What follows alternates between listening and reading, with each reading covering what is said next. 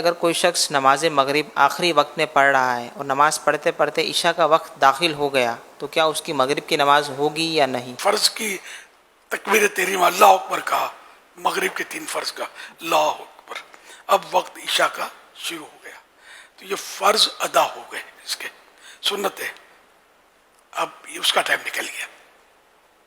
ہر نماز میں ایسا نہیں ہے، فجر کے فرض، جمعہ اور عید کی نماز، اس کا وقت کے اندر سلام پھرنا ضروری، اور باقی نمازیں جو ہیں جیسے عشاء وغیرہ اللہ اکبر وقت کے اندر کہہ لیا، اب وقت چلا گیا تب بھی نماز ہو جائے گی۔ اسپیشلی گھروں کی شکایت بعض اوقات ملتی ہیں کہ گھروں میں جو بچیاں ہوتی ہیں تو مائیں بھی چلاتی ہیں، یا پھر وہ ماؤں کی بھی عادت ہوتی ہے، مارکیٹوں میں بھی لوگوں کی عادت ہو جاتی ہے کہ وہ ظہر بھی آخری وقت میں جا کر پڑھیں گے، جماعت بھی چھوڑیں گے اور نہ پڑھیں گے بھی پھر آخری وقت، پھر کبھی چلا کرنا پڑتا ہے، یار نماز کا ٹائم نکل جائے گا، جا کر پڑھ تو لو۔ تو یہ جو عادت بنا لیتے ہیں ہر نماز آخری وقت میں پڑھنے کی، ان کے تعلق سے کچھ مدنی پھول دیں۔ اگر اس طرح نماز پڑھی کہ وقت ہی میں شک پیدا ہو گیا کہ پتہ نہیں وقت تھا نہیں تھا، یعنی کہ ایسا کنجسٹڈ وقت، تب تو ویسے ہی مکروہ تحریمی ہے، گناہ گار ہوگا۔ مستحب یہ ہوتا ہے کہ ایسے وقت میں نماز پڑھے کہ اگر نماز کسی وجہ سے ٹوٹ گئی، وضو ٹوٹ گیا، تو وضو کر کے دوبارہ نماز وقت کے اندر پڑھ سکے، مستحب ہی ہے۔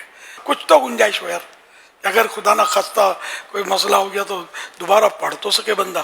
عادت بنا لینا تو نماز کو خطرے میں ڈالنا، اور واقعی ایسے بالکل ہے ایسا۔ نماز مسجد میں پڑھنا باجماعت، اس میں ایک فائدہ یہ بھی ہے کہ ٹائم ٹو ٹائم نماز ہو جاتی ہے، بندہ ٹینشن فری ہو جاتا ہے۔ اور ویسے جو جماعت جس پر واجب ہے مسجد کی، وہ اگر جماعت جان بوجھ کے چھوڑتا ہے تب تو ویسے ہی گناہ گار ہو گیا۔ تو اسلامی بہنوں پر اگرچہ جماعت نہیں ہے لیکن ان کو بھی اوقات کا تو خیال رکھنا پڑے گا۔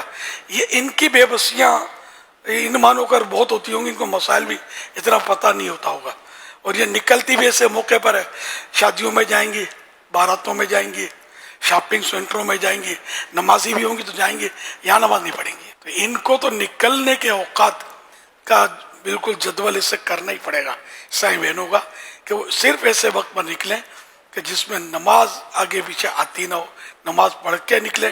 نماز نماز نماز نماز کے بغیر بندہ کس کام کا؟ تو جنہیں بڑی زبردستی اٹھا کر نماز کے لیے بھگائے جاتے تھے، گھر کے اندر کوئی ایسا ماحول ہو یا آفس میں ایسا ماحول ہے، یار پڑھو، پڑھ رہا ہوں، ارے پڑھ رہا ہوں، تو یہ جو سست طبیعت میں آ جاتی ہے کہ نماز کے معاملے میں سستی آ جاتی ہے۔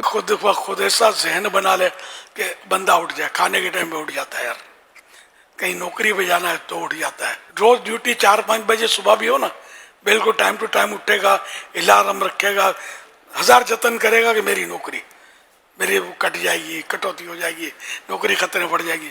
چھٹی کا دن آیا، اتوار کا دن آیا تو گھوڑے بھیج کے صبح سوتا رہے گا، وہ 10 بجے اٹھے گا۔ What is this?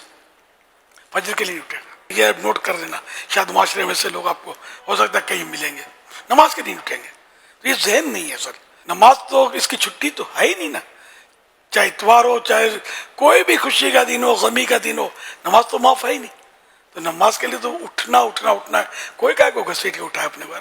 3 الارم تو رکھتا ہوں میرے پاس، 12 ایسا ہوتا ہے کہ الارم بجنے سے پہلے میں اٹھا ہوا ہوتا ہوں، لیکن میں رکھتا ہوں، مجھے چین نہیں پڑتا۔ اگر الارم نہ ہو نا شاید مجھے نیند نہیں آئی۔